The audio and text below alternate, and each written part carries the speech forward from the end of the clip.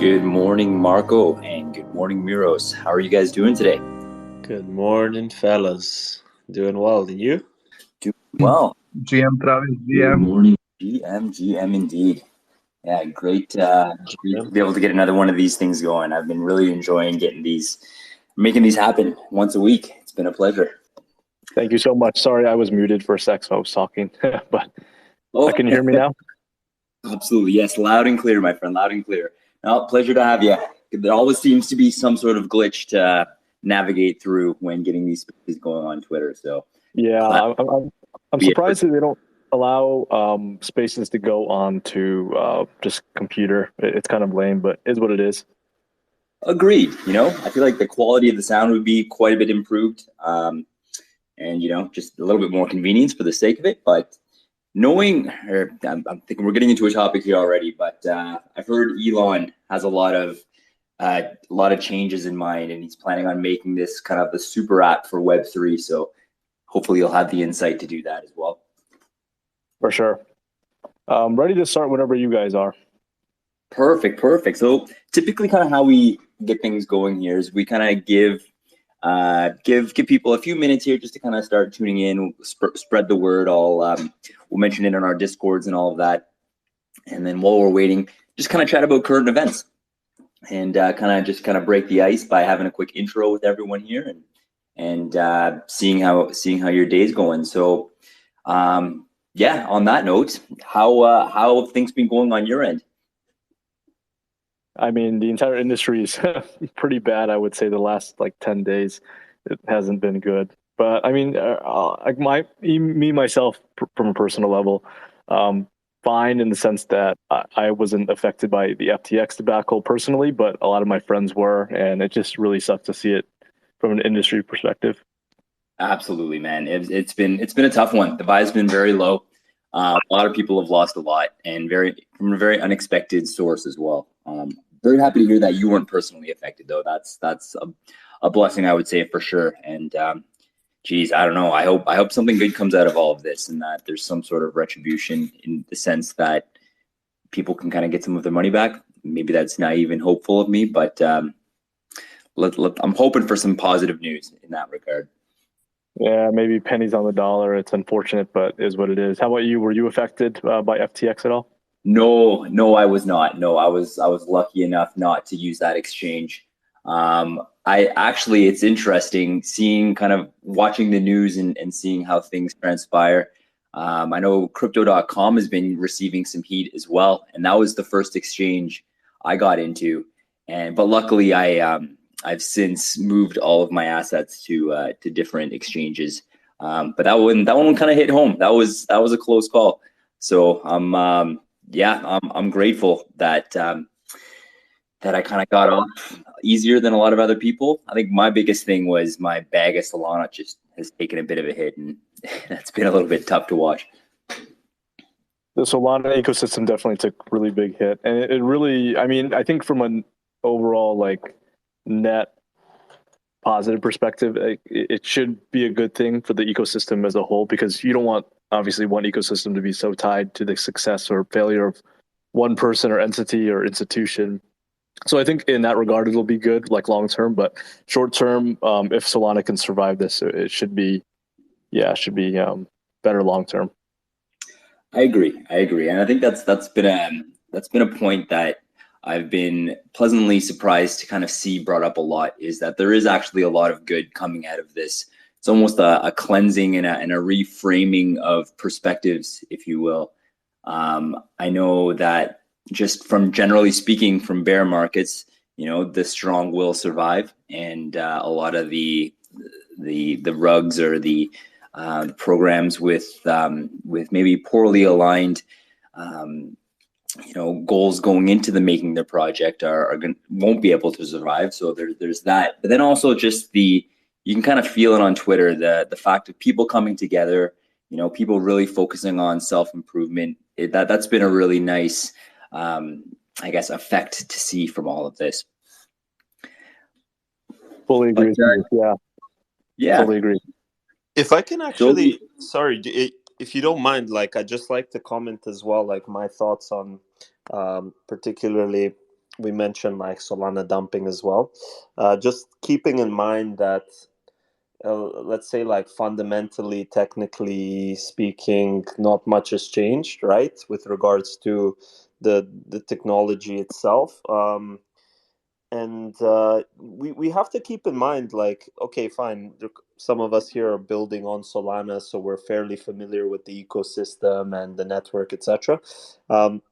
There's like a fair amount of people who are just investing as they do in a bunch of altcoins that might not even be familiar with like how the system works necessarily, and they had invested for the sake of investing, right? And so just keeping in mind that there's different types of investors, right? And ones that are dumping could be ones that maybe, I mean, yes, the ecosystem took a hit, but not sure whether our friends at NEXA were at breakpoint.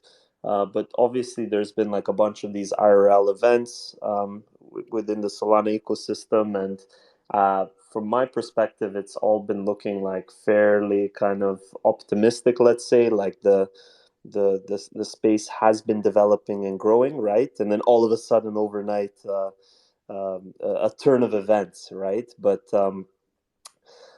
yeah, I agree with you guys that there's more to build, and there's certainly, yes, there's FUD, yes, there's fear, but there's like certainly a bunch of people who are still in it, still chewing glass, and are working on developing something for the longer term, and believe in the ecosystem. So just keeping all of that in mind as well. Excellent, Miros. No, I appreciate you balancing out the FUD here. That's a very important point. And also not have been at Lisbon to witness all that. Definitely had the amazing opportunity to kind of see it all secondhand. And from the perspective of Solana anyways, people are here, people are active, people are working very, very hard on this blockchain and believe in this chain.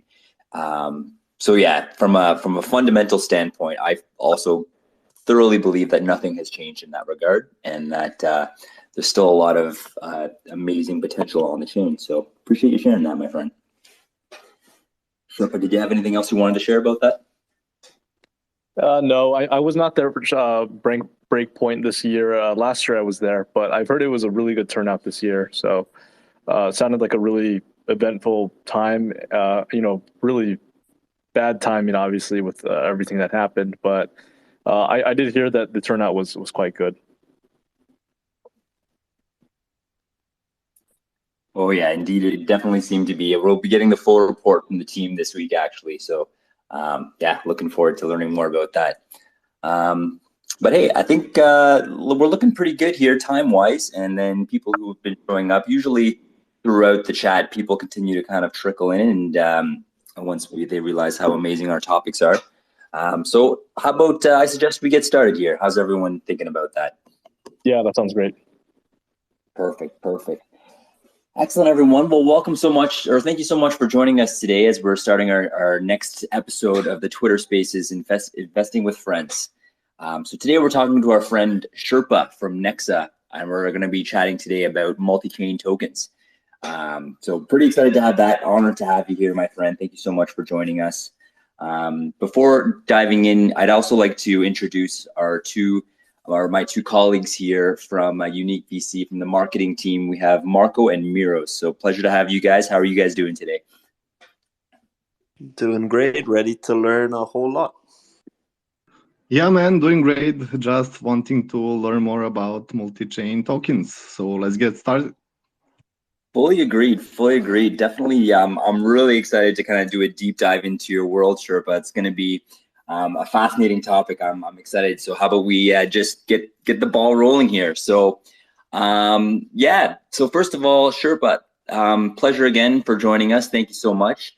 So to kind of start off here, in order to kind of generate some context, can you give us a bit of your own personal background and kind of give us a sense of what brought you to the Web3 space?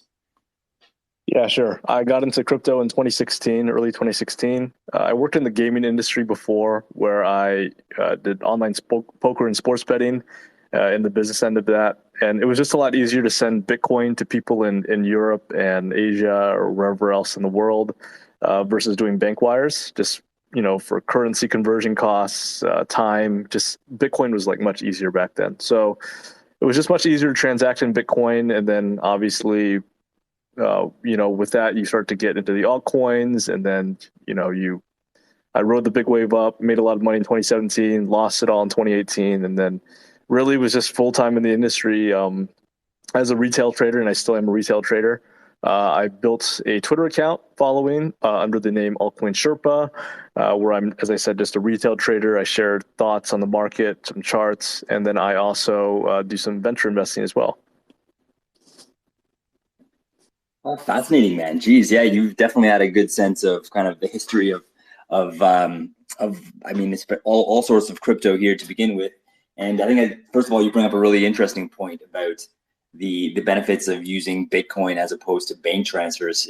That was one of the things that really kind of grabbed my attention first, is how much cheaper and easier it is to send Bitcoin as opposed to wiring money through a bank. It's just amazing.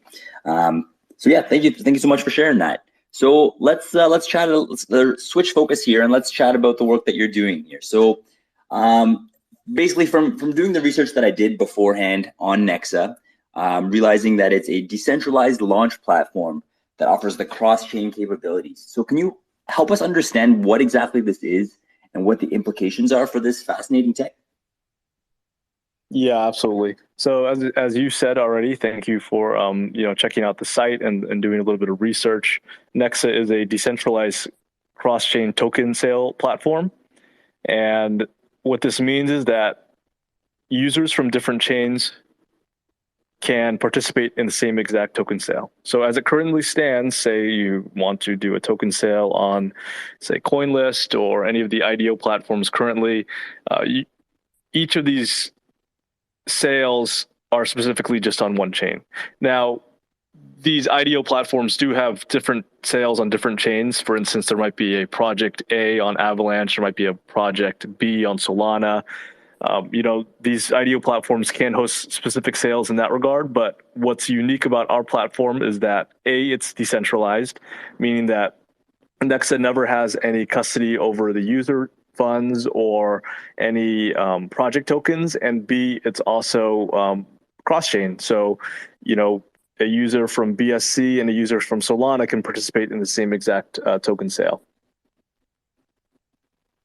Amazing, man. And I think that we definitely need to put a little bit of shine on that one point, that there's zero custody and that it is decentralized. So that really kind of emphasizes the safety, where that's such a huge concern these days, from everything that we've been hearing about FTX and all of these other massive exchanges. So appreciate you sharing that, and that's definitely, it sounds very promising, and yeah, let's learn more about it here. So first things first, what blockchains will be supported when you guys launch, and do you guys have any plans for kind of expanding in that territory? And maybe just let us know kind of what that process looks like. Yeah, sure. So we're currently on 6 blockchains. We're on Solana, Ethereum, Phantom, Avalanche, Polygon, and Binance Smart Chain. So that's 6. And we do have eventual plans for expansion, but we want to make sure that there's adequate demand for the current blockchains. A chain like Aptos might be pretty reasonable. There is a lot of growth on that ecosystem in the short term, but I think that we are just going to work things out with this current 6 chains, especially with the entire market contracting. I'm not so sure how much activity is going to be occurring on these other chains that are currently available. But we are built on top of Wormhole, so we are capable of eventually working with any project that Wormhole works with.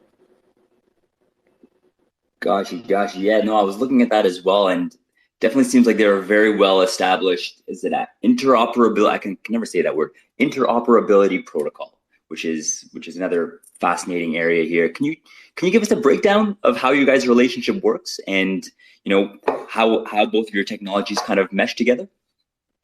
Yeah, so as I said before, we are built on top of Wormhole, and that will allow users to do some of the token mechanics that wouldn't otherwise be possible in terms of the bridging and in terms of interoperability, as you said. So we are very, very closely tied to Wormhole. We work very closely with them. Team members of Wormhole help us work with the NEXA platform, and we're just very, very close to that team and that overall ecosystem. Gotcha, man. Gotcha. Right on. No, that's really cool. Can you going a little bit? We've kind of discussed beforehand, and we were talking a little bit about some questions that we might be helpful to ask and stuff like that. But I'm just curious to go a little bit off script. Can you guys give us a little bit of idea of what your team looks like? How many people are on your team? Kind of just give us a sense of what your kind of day-to-day looks like. Yeah, sure. There's 3 founders, myself, and we have 2 others. We have our CTO and also our head of product. Our team is actually quite small. We have a dev team of 7 people, and just us 3 currently. So yeah, our team is pretty lean for right now, and that's mostly due to market conditions. Obviously, given the fact that there is not a huge amount of demand for current token sales, given the obvious market environment. We plan to obviously expand when the bull, as more demand ramps up and bull market comes eventually. But for now, it's a fairly small team. Gosh, man, gosh, appreciate that. Excellent. So, kind of getting back to your platform here. So, who would be the most interested in using your platform? And can you give us an idea of your target user? Yeah, absolutely. So, I would say that our target user is really just an investor that is interested in doing and participating in these token launches. So we all know that many IDO platforms were very popular in 2021. Many good projects got launched on all of these types of platforms, good and bad, of course. But I would say that an investor who is interested in investing in a new token sale and also doing so in a different way, in the sense that they would like to interact with the blockchain of their choice. They would like to also invest in these different projects that not everybody is going to have the opportunity to do. So in a lot of ways, our platform will operate in similar ways that other IDO platforms do, in the sense that not everybody will be able to participate, meaning that there will be a lottery system for certain token sales, and in that regard, there will be demand. Hopefully, that because of our partnership with Wormhole and because of our overall technology, we are hoping to attract more and more projects that do want to currently launch, despite the market conditions. Can I jump in if it's okay? Yeah. I'm gonna ask you, if possible, to do something for me. Can you please dumb it down for me as much as possible by giving, let's say, an example of what a flow might look like, or let's say person A, just maybe because maybe there's someone in the audience that I guess is trying to get that as simple of a perspective as possible, if possible, right? So 100%. Let's say person A wants to do so and so. If you can kind of dumb it down in that way, I think it will be helpful for us to get the clearest picture. Of course, that makes a lot of sense. So, as I said before, the overall process is decentralized, and it's driven by 2 smart contracts. We call it the conductor contract and the contributor contract. So the conductor contract is the one that is on the project side, and the contributor contract is the one on the user investor side. So step number 1 would be a project creates a sale using the NEXA UI. This project will go through our UI, and they will set the parameters. So call it Project Unique. Project Unique decides what the sale parameters are, meaning the minimum and maximum for each of the contributors, or as well as the overall sale minimum and maximum, meaning that you can have a token sale with a minimum overall contribution of, say, $50,000 and then a maximum of $100,000. And the sale would, quote unquote, be successful if it at least reached $50,000. Furthermore, the project can also decide which chains they accept and the collateral, meaning USDT or USDC, and more. So that's the conductor contract. The contributor contract, it comes in later. So when the next step after this is that the tokens are escrowed on the conductor contract, and then the token sale is published on all the chains. Users will go into the NEXA website. They will do KYC if they aren't already, and this is KYC means know your customer. They'll do anti-money laundering, and to be clear, NEXA will never host any of the user data on the NEXA platform. NEXA will use a third-party provider, Synapse, to do all of the KYC for all of our users. So we're never going to have any of the user data in that regard. So anybody who is interested in participating in the sale, they will go ahead and register for the lottery.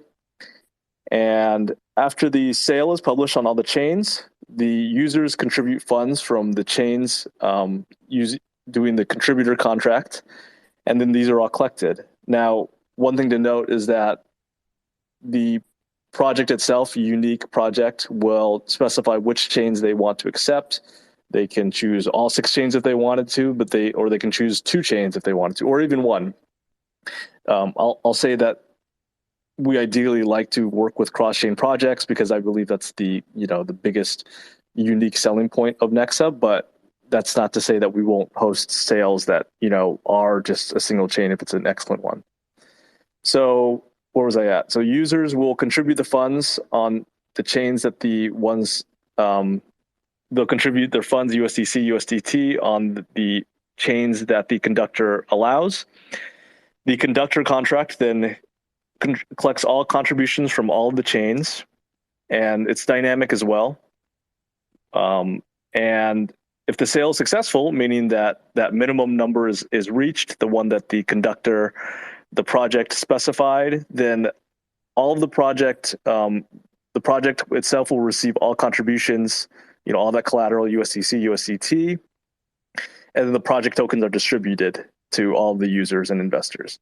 If it's unsuccessful, then the project all of the contributions are just refunded to the users, and that's that. So that's just a basic flow of how it would work for the users and the projects. As I said before, it's similar to other token sale platforms as well, but it's very much decentralized in that regard. Awesome. I appreciate you taking the time to ask that question, Miros, and thank you so much for taking the time as well, Sherpa, for laying it out like that. It's definitely helpful to get a sense of kind of the flow and how that works. Definitely paints a much clearer picture. So I appreciate that. Miros, did you have anything else you wanted to add on to that, or any kind of feedback from there? Yeah, no, that was helpful to hear. Thanks for that. Yeah, of course. Perfect. So kind of carrying on from there here. So I understand that not only cryptocurrencies can be launched cross-chain, but also NFTs. So can you tell me a little bit about that, and if there's any differences from cryptocurrencies, and then maybe also what are some challenges that you and your team faced with launching and chain agnostic platform? I would say, for one, our NFT implementation will be a little bit farther down our roadmap, so we're not going to be implementing that right away. As far as demand goes, it's really interesting, and I think that, for one, I'm not an NFT expert, and I'm not really in that market full time, but I think that it has yet to be determined what the demand will be for NFTs that are going cross-chain and multi-chain, because so much of the NFT collections are tied to the overall culture of whatever ecosystem that they are on, meaning that these Bored Ape Yacht Clubs are like distinctly an Ethereum project or an Ethereum community. And it's to be determined if that community is okay branching off to have, their Bored Apes on Solana or, BSC or something else. So I think that we're not exactly sure what the demand will be. And I know that there are some projects out there that are already doing this type of thing, but yeah, I mean, it will be I believe that will be implemented on our roadmap sometime next year. Gotcha. Yeah, no, you bring up a very good point about how specific projects are very much tied to the specific blockchain that they've been minted on. I think that's going to make for a very interesting kind of series of events once popular NFT projects do decide to go cross-chain, because I'm sure that would be inevitable, as I'm sure there are many advantages to doing that. Understanding they're being sympathetic to, not being your area of expertise, are there any advantages that your team has spoken about that might convince an NFT project to go cross-chain, or even a cryptocurrency project? I would say that one advantage, well, for one, I mean, cryptocurrency, in my opinion, is a little bit different in the sense that doing or having your token on multiple blockchains allows you to have more liquidity, more trading volume, more token utility, all that stuff. Like I think that one reference I always like to bring up is STEPN was a great example of that. STEPN launched on Solana and Binance Smart Chain from day one, and they were able to leverage both of those communities, doing their token on both of those blockchains. As I said before, I think it really opens up a lot of things, and you can see that too with stuff like Aave. Aave has several, Optimism, Arbitrum. They're on Avalanche. They're on Polygon. They're on Ethereum. They're on several different blockchains as well. So I think it just allows more overall token utility and more, just more liquidity, more trading volume, and just like overall net benefit for cryptocurrencies. But as far as NFTs go, I honestly, I probably am not the best person to ask about that. I mean, I would imagine that NFTs would be decent in the sense that it opens up more communities to your overall collection. So maybe like users would see this cool new collection on BSC and they want to join that regard. And maybe some users of another community might look at that activity and also join in. So like maybe in that regard, you might be able to get some users from different communities versus having people that are not native to that community join. But yeah, I can't really say, to be honest. I have a bit of a provocative question, if I can jump in. Are there any downsides to going multi-chain, cross-chain? Yeah, I would say that if you don't necessarily have useful token utility or just useful reason to go cross-chain, then I would say that you can sometimes fragment your overall initial user base. There's also security reasons as well. Like, I mean, blockchains are different in itself, and sometimes dedicating resources to several different blockchains can be a little bit difficult, in my opinion. But I would say that if done correctly and done well, then the overall positives outweigh the negatives quite a bit. But, projects itself might just want to launch just simply on one blockchain to see how everything goes, to make necessary changes, and then slowly add other chains later on down the line.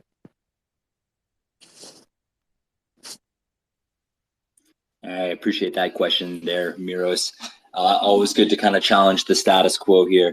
I can imagine that marketing might be of an interesting sticking point, or maybe hurdle. I'm not sure if that's the exact word to use here, but definitely there would be some added challenges trying to advertise to different communities on different chains.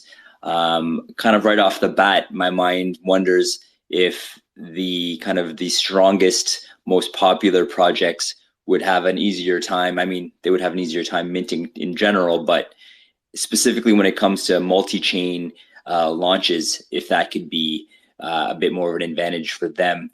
Any thoughts on that at all? I mean, in the past, and like especially in 2021, you just saw a lot of projects just get copy and pasted onto the new EVM networks. And that was really common where, you saw just forks of Compound or other DeFi protocols just get forked and just move to another network. So in my opinion, like like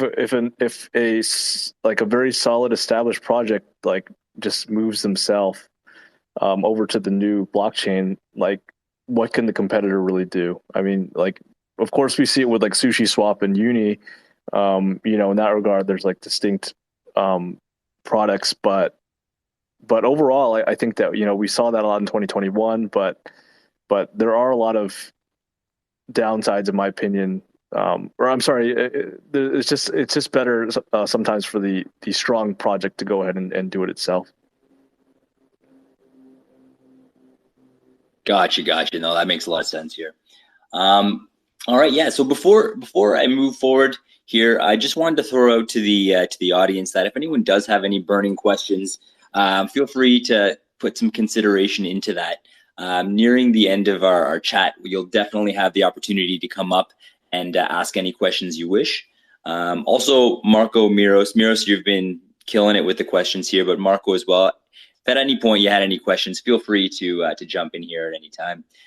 Before I move on, you guys man. Sorry, Trev. I just wondered about the security. So going on the different chains might be challenging for the security part, and it's kind of hot topic right now. So how do you guys regulate everything regarding security part? We've had 3 different audits, audit firms come in and do audits on our code. Obviously, audits are not perfect though, in that regard. We have had several test sales and everything like that, but you're right. I mean, like, I'm sure that every single hacked project in crypto did not expect to get hacked, and they didn't think about all of the ways they could get hacked. Otherwise, they would not have gotten hacked, of course. So it is obviously a concern. And personally, I'm not the CTO, so I can't really speak in terms of the actual like specifics of that. But we have gotten audited from several different top crypto firms, and as I said before, we do work on top of Wormhole. So I feel pretty confident in that regard. Perfect, man. Well, hey, I just want to comment here. I appreciate your transparency with all of this. You've really been giving us some open and honest answers here to all their questions, and I know they haven't been the easiest questions so far. So I really appreciate you giving us that true, honest answer to these. It's definitely makes for some compelling conversations here. But also, before we move on here, Crypto Mac and Henry, I do see your request here. Just want to acknowledge that, and I appreciate you wanting to get up here. Just hang tight. I will give you the opportunity to come up nearing the end. So I'm not going to grant your request right away, but just know that I see you, and I will let you up here ASAP. Perfect. So moving along, I'm curious to kind of get back to your process on determining who will be able to actually launch on your platform. So what does your vetting process look like, and then how do you guys do your DD on projects beforehand?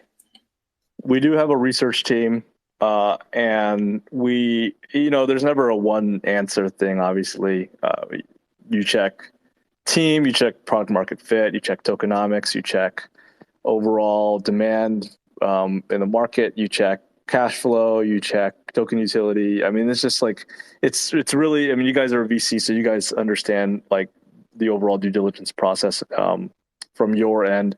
I would say that it's really important right now to launch projects that can. They're good projects that can perform well even in the bear market. And right now, that's just quite honestly, it's a difficult thing right now. As you guys know, I'm sure you guys have cut less checks over the last few months just because of the conditions in the environment. But yeah, I would say that it's just like not one answer fits all or not one size fits all, but we use a whole litany of different pros and cons and analysis.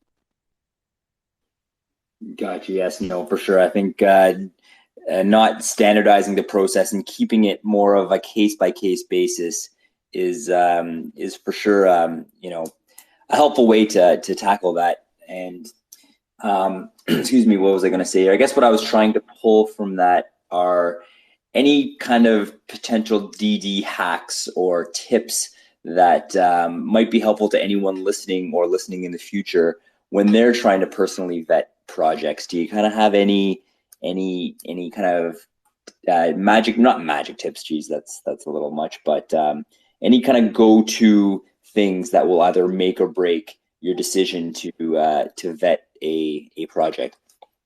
Yeah, that's a really good question. I mean, like, I can also relate because I'm also a retail investor myself. So, I buy liquid tokens on the market. I've also done some venture stuff. So I definitely, I think that's a good question. I would say that, like, for anybody who is interested in investing in some of these overall projects, I think that you want to look very closely at overall tokenomics. You want to look at, fully diluted value, FDV. You want to look at the circulating supply initially, like how many tokens are going to be released on the market, from the start. And why I say that is because a lot of the time, some projects will have very, I don't want to call them predatory, but just like they can be inconsistent incentives, especially when they have low float on the market, meaning that there are not that many tokens circulating on the market. And you can actually see that in a lot of different Solana projects that happened over the course of 2020 and 2021, where, a lot of these Solana projects, they just had very low float and they had very inflated values is what I'm trying to say. So I would say, number one, really do due diligence on the tokenomics of the project that you're looking at. Number two, really look to see if there is true product market fit in the crypto industry, if this is an actually needed project, meaning that it's not just a simple copy paste of something else. And that's pretty common in crypto, to be frank and honest with you. Like, you'll see one hot thing that leads the market in that sector. And then like 3 dozen copycats spring up as well. That's very common. We saw that with Play to Earn, with Axie Infinity. We saw that with, lots of DeFi projects. We saw that with Metaverse stuff. We saw that with Move to Earn with StepN. There was lots of other copycats that came out. So I think that really trying to see, like, if this project makes sense relative to the crypto market. So those two are really important. And then number three, I would say, that's a good question. I would say number three would just mainly be to also look at vesting periods as well, because if a project that you're investing in has different vesting schedules, like different projects will have different vesting schedules, meaning investing means that that's the duration that your tokens will be locked up. You'll really want to just do due diligence in terms of your vesting, just in terms of how long they're locked up, how long they're not locked up. And you'll also want to compare that to the VCs as well, because it can sometimes be bad incentives sometimes if users have large discrepancies between the overall seed price and the user price. So I think that, that's also partially related to tokenomics, but I think that you really want to really check those three things, on top of just a lot of other things, obviously, as well. But those would be my three things to look at, in my opinion. The major three things. Perfect. Awesome, man. Hey, thank you for taking the time. That's actually really helpful. I learned some stuff here. So appreciate you going down that rabbit hole for me real quick. Perfect. So another interesting question here for you I'd like to ask. It's, with the state of crypto being as bearish as it is, as we previously discussed, and with no foreseen reversal anytime soon, as a matter of fact, people are talking about potentially things getting worse before they get better. So how has this affected your team's trajectory, and what changes have you made? Do you plan on making any other changes? How's that going for you? Well, the one good thing is that our project was really born in the bear market. Like, we only really started it 6 months ago or so. So in that regard, like, our overall trajectory and our overall outlook has been pretty much the same. Of course, things have gotten worse over the last 6 months. Like, there's no denying that. But it's not like we were born in like early 2021 or something like that, where everything was going crazy and really everything was 100xing and what have you. So I would say that our overall kind of mentality of building in this bear market has been pretty much the same, and it hasn't really been too affected by this overall last several last several weeks. I will say that the overall demand, though, for token launches in this current environment are lacking heavily, and rightfully so. Nobody really wants to have like crazy risk appetite in these current conditions. Like, why buy a shitty altcoin when you can just buy Bitcoin right now when everything's so depressed? And I totally can understand where people are coming from in that regard. So, overall trajectory in that sense is probably a little bit slower than like obviously a bear market would be, but we still feel that our product is unique and also one that is different than the competition. So. Right on, man. No, that's cool. There's definitely value to being built in the bear market, like you said. You're kind of starting off, or I guess I would imagine it just kind of shifts your focus into much more of a dig in and work instead of having the idea that this is just going to be easy. We're about to 100x, all will be good.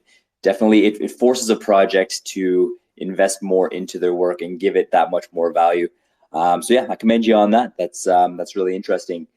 So being kind of in the area that you are, I imagine that you do have your finger on the pulse of what's going on in the community with numbers of investors investing in different projects.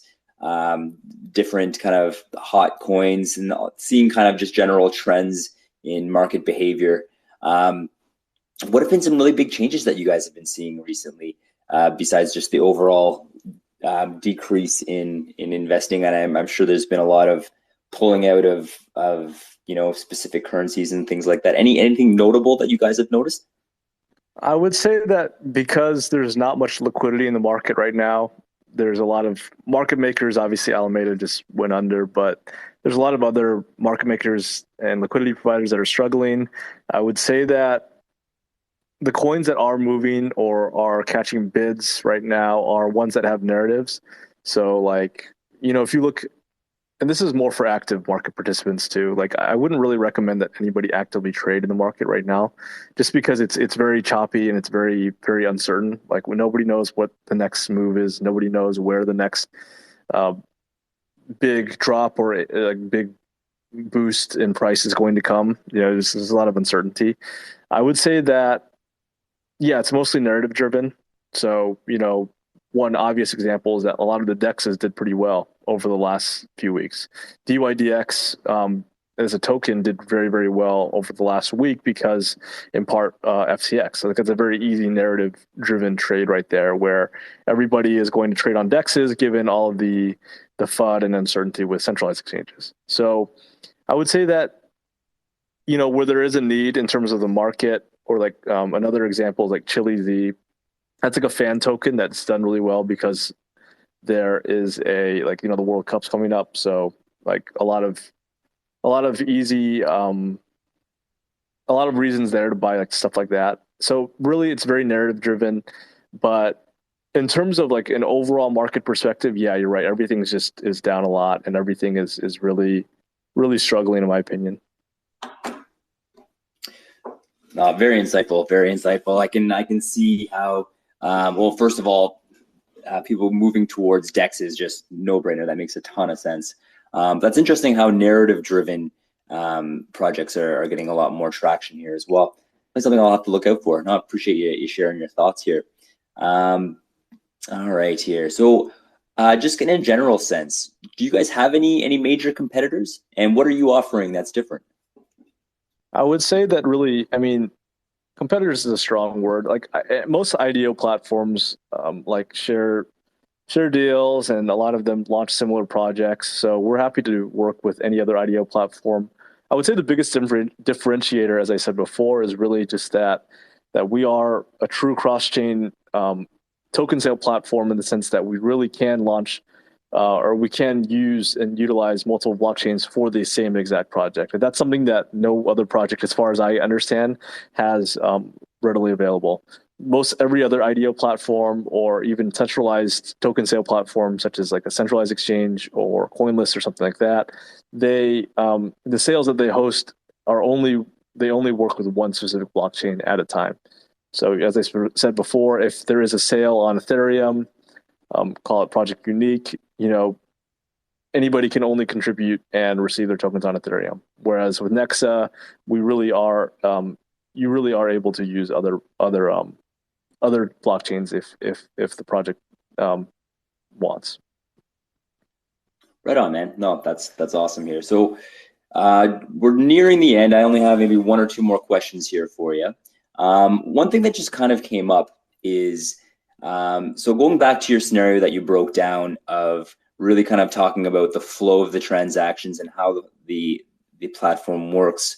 I'm just curious, after that process is complete, we have the user, the investor, who has now a bag of these multi-chain coins that they've recently invested in.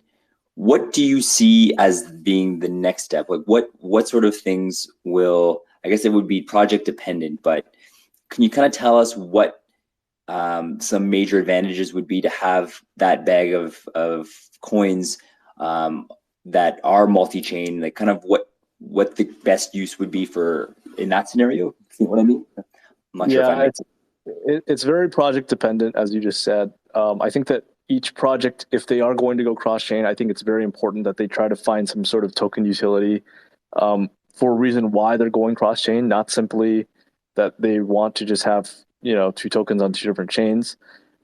Like, as I said, I keep bringing up StepN, but for instance, they had different incentives for each blockchain. So like, Ethereum users, because they were later, those got added later, those users were able to have special privileges that the Solana users were not, and vice versa. Solana users were able to have some sort of different functionality and different things that they could do on the chain that other blockchains couldn't. So I think that it's really important to have it from a token utility standpoint, where users of Avalanche of your project might have some different token utility advantages over Solana and vice versa. Like, there's always going to be a give and take in terms of that. And, quite simply put, I think that, and even if you don't have a specific token utility for each blockchain, everything is equal. That's still fine. Like, it just allows different communities to participate in the same exact project. Token utility is a debate in itself, for many of these projects, but that's like another long conversation otherwise. Oh, no, 100%. I agree with you there. I was just starting to see these questions formulate about going down that token utility platform, but I think it's a little late in our discussion to start talking about that here. Perfect. So yeah, I will kind of finish off here with my last question for you of the day here, and that is, what do you guys see as being your end goal? What are some of the main visions that you have for your project moving forward that you can share publicly, of course? Our phase one right now is that we are going to be doing endorsed launches, meaning that we'll do due diligence on projects, then we'll have semi-control over what launches and what does not launch.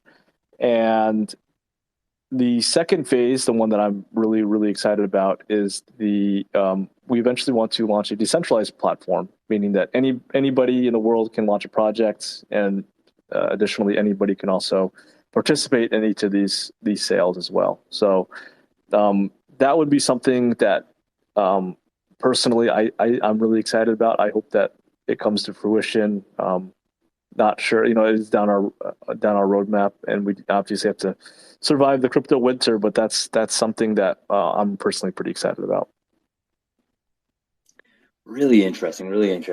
So many questions are coming up about that. Can you kind of just give us a quick breakdown of what that might like, how that works and what that looks like, having a completely decentralized launch platform?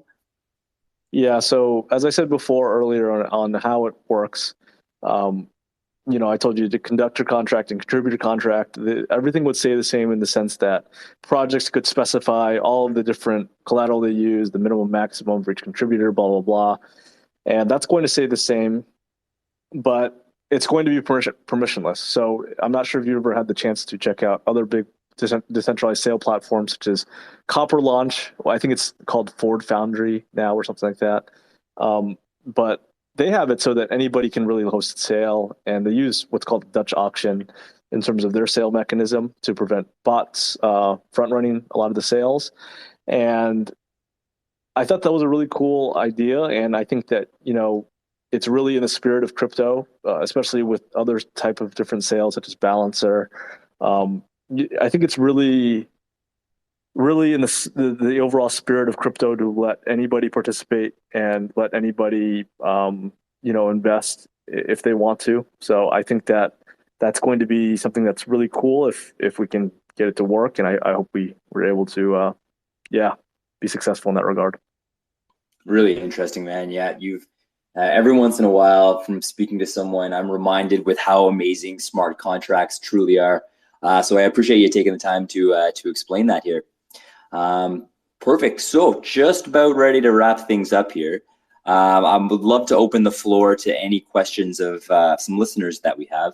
Henry, I know you had a question earlier. Feel free to put in a request. I'll happily get you up here. And then if anyone else has any questions as well, please feel free to raise your hand. I can send you an invite, and now's your opportunity.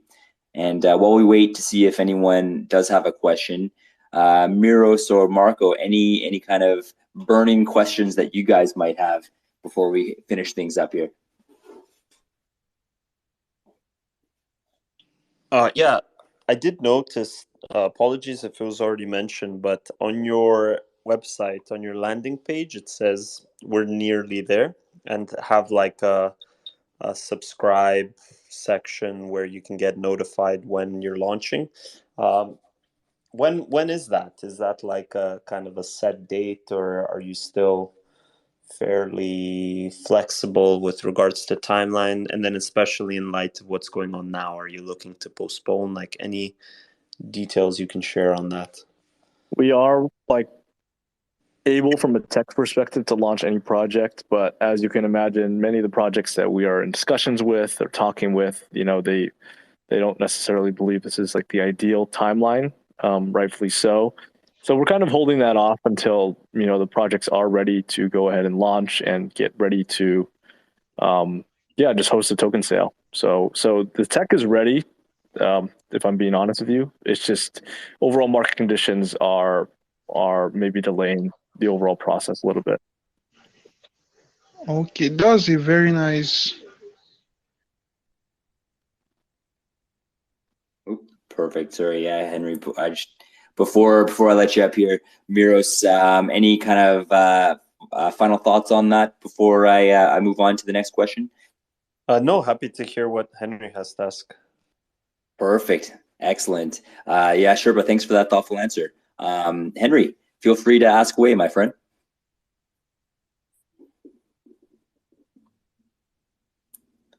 Or Crypto Mac, whoever feels like going unmuted first here. Hello, Travis. Hello, NEXA. I don't know. NEXA, who is representing you guys? Just hello, guys. Hello, everyone. Okay, so I've been following NEXA for some time now, but my network has been pretty bad. But what I wanted to ask exactly was, how does the whole launching on different platforms, how will it work? Different blockchains for multiple, for whatever projects you want to launch. How will it work? That's just what I wanted to ask. You're asking how does the overall process work? Is my understanding? Yeah. That's it. Yeah. So all, as I said before, all of the tokens are escrowed.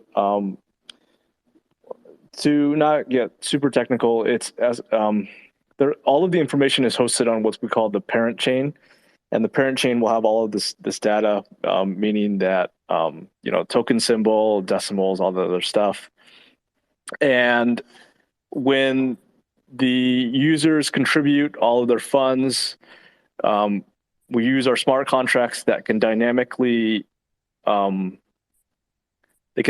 process which users contributed to which chain. So for instance, if there's a Unique.vc token, they're hosted on Binance Smart Chain and Ethereum. It's not just a 50-50 split. The tokens distributed will be dynamic in the sense that they will be delivered according to which users contributed on which chain. So what I mean by that is if 75% of the overall contributions came on Ethereum, then 75% of those project tokens would be sent on Ethereum. Or, it could be any sort of number. It could be 23.5% or like 15%, on a few different chains. It's an overall dynamic process, and those tokens are bridged and delivered on each of the respective chains that the participant sent the money on. I'm not sure if that answered your question. Okay. Yeah, but what I wanted from I'm opening a NFT project, right? How will if I want to launch on Ethereum and I also want to launch on other platforms, other blockchains as well? That's what I wanted to know actually. Does how will Ethereum users get on the platform, Binance users, Solana users as well? Can everyone just go to OpenSea and just purchase with their token and stuff? To be frank and honest with you, I'm not exactly sure on the process for NFTs. It is on our roadmap, but I'm not exactly sure on the technical aspects of that. You might want to check out some other multi-chain NFT projects, such as Kanpai Pandas. They have their collection is hosted on I think 5 or 6 different blockchains or more actually. I'm not sure if they just have 3,000 or whatever of their NFTs on each platform or each blockchain, but yeah, you might want to check out some of these other multi-chain NFT collections. That might be able to answer your question a little bit better. Sorry, I don't really have a great answer in that regard. Oh, no problem. Thank you so much. Thank you. Lovely time here. Excellent. Okay. Appreciate you, Crypto Mac. That was a thoughtful question here. And thank you as well, Sherpa, for the honesty and the candor with your response. Yeah, Henry, the floor is yours. Okay, hi NEXA, hi Travis. My question here is, other networks have launched on Discord. I wanted to know when yours will be launched also. Thank you. You're asking when our Discord will be launched? Yes. We'll be launching that when our first project will be announced, hopefully relatively soon. But again, it's very market condition dependent overall. Just because we don't necessarily want to open the Discord if there's no real project on the horizon, because there's, quite frankly, there's not going to be as much demand. Okay. All right. Thank you. Excellent. Yes. No, thank you. Thank you, Henry. And a very realistic and pragmatic answer from yourself there, Sherpa. Appreciate that. Excellent. All right. So before we sign off here, Sherpa, I want to leave the floor to you. Was there anything else that you think is important that we touch on before we head off? Any questions that you had? Anything else that you wanted to chat about before we close up for today? No, I don't think so. I think that was really a good overall overview of NEXA, and I really appreciate you guys having me. You can find me personally on at Altcoin Sherpa on Twitter, and you can also learn more about NEXA at NEXA_network. Perfect. Thank you for doing my work for me here. That was next on my list to make sure that all that information was out there.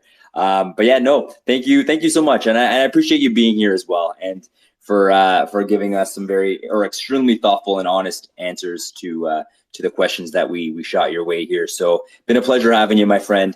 From all of us here at Unique.vc, we definitely wish you and your team all the success in the world moving forward.